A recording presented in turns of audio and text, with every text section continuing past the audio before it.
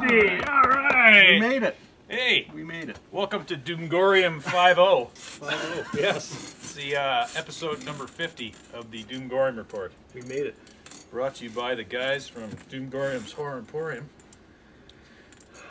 The mighty axe. The even mightier Happy Wax, who is now Judge Happy Wax. Yes. And in this, I like this look. and we got over here. We've got Jimmy, Jimmy's who's still stuck. still Poor dealing guy. with some chiropractic issues. And this week's episode number 50 is Doomgoryum Report number 50 is on a movie that everybody's been waiting to hear about. Yep. The Evil Dead remake, 2013.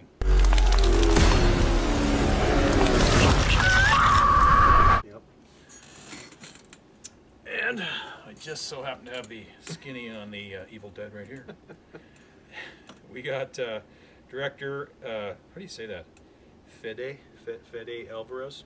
Yeah. Yeah. And of course, produced by Tappert, Raimi, and Campbell. Mm-hmm. So, in the cast, we've got Jane Levy as Mia, Shiloh Fernandez as David, Lou Taylor Pucci as Eric, Jessica Lucas as Olivia, Elizabeth Blackmore as Natalie, Phoenix Connolly as a teenager, and Jim McLartley as Harold. Harold. How'd you like to play Harold in a movie? What's your name? What's my name? Harold. So, It's Evil Dead. Evil Dead. What do you think? I don't know. I have mixed feelings about the movie. Mm-hmm. Here's a story for you. A friend of mine who out from work who helps us fight evil. Basically, his son, who's 15 years old, went to see the movie. And I don't know. I don't think they're horror aficionados or anything, but this kid actually had to get up and leave. He was so disturbed. Really? Yeah, he was 15 years old and he left. So, Wow. and I was thinking, okay, so if you're a 15-year-old and maybe you're not too versed in horror movies, it would be really terrifying or really disturbing, maybe. But I didn't find it really scary, simply because I've seen, Evil Dead 2. And we fight evil. Yeah, and we fight evil. So this was like this basically was like our lunch break, folks. Yeah. So I will split my rating. I'm just gonna get right to it. I went in there thinking remake, and I wasn't looking for something incredible. And I will class the film with remakes like the Chainsaw Massacre remake, House of Wax, the Dawn of the Dead. It's a good movie to watch. I'd say 7 overall. The gore, probably 8.5. But, just the fact that it's so familiar, and really there weren't, it wasn't, there were some jumps, but that was about it. Yeah. That's kind of where I sort of put it. I liked it, don't get me wrong, I liked it. But it wasn't, they were saying it was going to be terrifying, and I didn't find it terrifying or really anything new. I thought it was a real good combination of Evil Dead and Evil Dead 2. So familiar story, little twists here and there. Yep. Some cool things to wait for when the credits roll. But Yeah. don't want to give that away for people. But that's what I was thinking. Mm-hmm. And there were a couple parts too where, even though it was gory, like when the chainsaw come out, there was a couple parts where I just started laughing because I was almost expecting, okay, so is this where the eyeball is going to go in someone's mouth when they scream?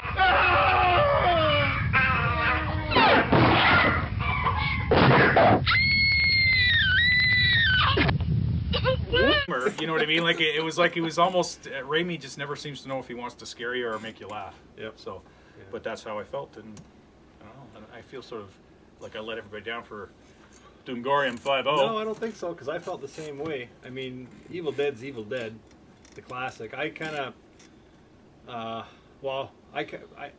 shot myself in the foot because I went in with high expectations. Do you know what I mean? Because, you hear reviews before it comes out, and everybody's saying how awesome it was, and it was a good movie, but it was like you said. I mean, it's a remake, and it's no different than Dawn of the Dead, Chainsaw Massacre.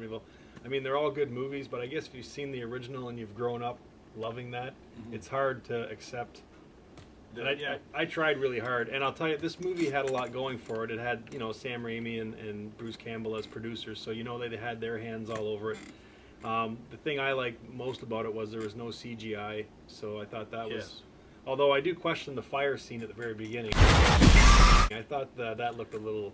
But as far as the rest of the movie, the practical effects, like the blood and guts. Yeah, that's all it was. Yeah, it was there was definitely no CGI, so I really like that. I really liked that there was actually the thing I liked about this movie the most is that there was no Ash character. I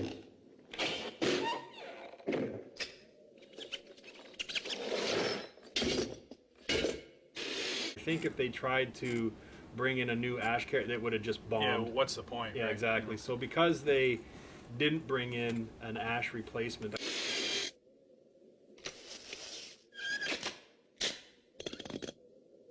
I think a lot more people bought into the story. And I mean, you know, if you were going to do a movie with Ash,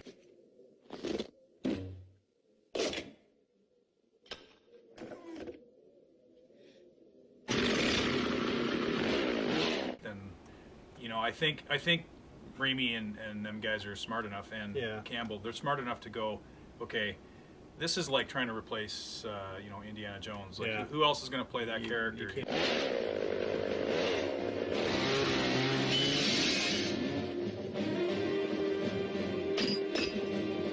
Captain Kirk, right? Yeah, exactly. Although they have done a pretty good job with Kirk. That's true. That's true. But you know, it is hard to replace these iconic characters.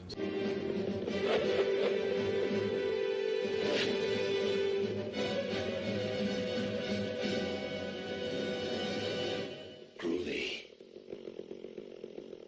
Stuff. So, yeah, I don't know. I like the couple of nods they gave too. Like I was reading online. I don't know how much truth there is to it, but it was a pretty reliable couple of websites that I read. But they were saying that the cabin in this one was the actual cabin from the second one. The original. I don't know if that's true or not, but that's what they were saying online. And also the car that was in it. They kind of. Well, yeah, that was that was definitely not. Yeah, so that was pretty awesome. But I know. I read Raimi's got like a graveyard of those old Buicks or whatever they are. So from the first couple of movies. Yeah. But so I was thinking that. It's funny you said that because I was going to say it was a faithful reproduction. I mean, the cabin certainly looked like it, and obviously it might have been the same one. But, and again, I can see what you're saying. If you're you know, a little peckerhead, you know, 15 to 18, and you know, whatever, not into much in the horror movies, just kind of getting into it. There was a lot of blood and guts, and there was a lot of stuff in this movie that you hadn't probably seen in any movie before in the last. In quite a few years. I mean, cutting your tongue in half, slicing your face off, and I mean, it was all, even bashing the head in with the toilet bowl. It was graphic for sure. Which was good, but the thing I missed most, and the whole time I was sitting there while my arm was falling asleep, was I really missed the claymation puppet craziness. Do you know what I mean? I possess the Necronomicon. I've crushed your pathetic army. Now I'll have my vengeance. I thought, wow, you know, they're trying so hard here, and it's all practical. There's no CGI. Why not throw a puppet in there, even just one? Do you know what I mean? Like,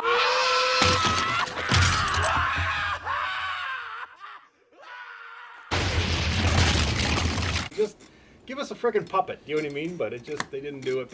And I also felt that the ending was kind of dragged out a little tiny bit. I thought, but other than that, I'd probably give it a 7.5. That's what I was thinking when I was going to give it a number. For Blood and Guts, I mean, I had to give it like an 8, 8.5, even a 9. I haven't seen that much blood in a movie in a long time. Well, a theatrical movie. I mean, you get the independent movies where it's just over the top, but I mean, the chainsaw at the end, they're cutting a guy in the whatever it is, the creature in half. Was pretty awesome, and lots of blood, raining blood, and you know, just the effects. Did you notice too? I noticed the old Evil Dead 2 trick of getting past the sensors. The amount of blood there was. Did you notice the color? Yeah. Of the blood? It was the same as the there's a little nod to the Evil Dead 2. The way they got by the censors back in the 80s was to make the blood orange, and the blood does turn orange in a few of these scenes. But I don't know. What it left me thinking was, okay, so you've done your homage to this original, but why? I think that what Raimi needs to do is A, decide if he wants to scare you or make you laugh, and B, he needs to take a page from James Wan and guys like that, like with Insidious and Dead Silence and all these really original scary flicks, and scare us again. Exactly. That's what he needs to do. Yep. That's how I felt about the flick. And I was a little disappointed there was no pencil in the ankle, just for sheer gross out, because that still gives me the willies when I think of that scene. This just makes my skin crawl. But no, I thought it was a pretty good movie. It wasn't the greatest movie, but whatever. It's a remake, and it's as good as you can get, I guess. And you know the thing about remakes. Yeah. Most of them suck. They're remakes. So, although I did hear just before we end here, I don't know how true it is, but if you stay to the very end, you see like a 2-second clip of, whoever. I won't give it away, but there's talk about, because they're already making a second one. That's already a done deal. So they're talking about having Bruce Campbell play the girl at the end, her uncle, for Evil Dead 2, like as just a cameo sort of thing. Yeah. So, and then, I don't know. Again, I don't know how much truth there is, but these are pretty reliable sites. It's no secret that Sam Raimi and his brother have been working on an Evil Dead 4. This is what I read. So they're making an Evil Dead 2. They're remaking another Army of Darkness, and then they're going to take the old and the new, and they're going to tie it all into a part 4. That's just what I heard. That's what I read online, and I didn't just get it off of one site. I read it on a couple sites, and this is, Sam Raimi and Bruce Campbell. I forget what Sam Raimi's brother is, but when they do interviews at the film festivals, and they kind of let little tidbits slip. So who knows? That's years and years away from all happening. But wouldn't that be kind of cool if it did kind of happen? But something's got to happen. Yeah. So I guess I don't know. That's what I read. So that's my 2 cents. So there's always something happening in the dungeon. Always. We're always on alert 24/7 to bring you the gore. Bring you the fear. I wish we could make it rain blood in here. That'd be pretty cool. It has rained blood in here on occasion, but you might not want to be around because there's no sensors then, and it's bright red. There's no color change. So, anyways. Oh, well. Yeah, and one puppet would have been awesome. That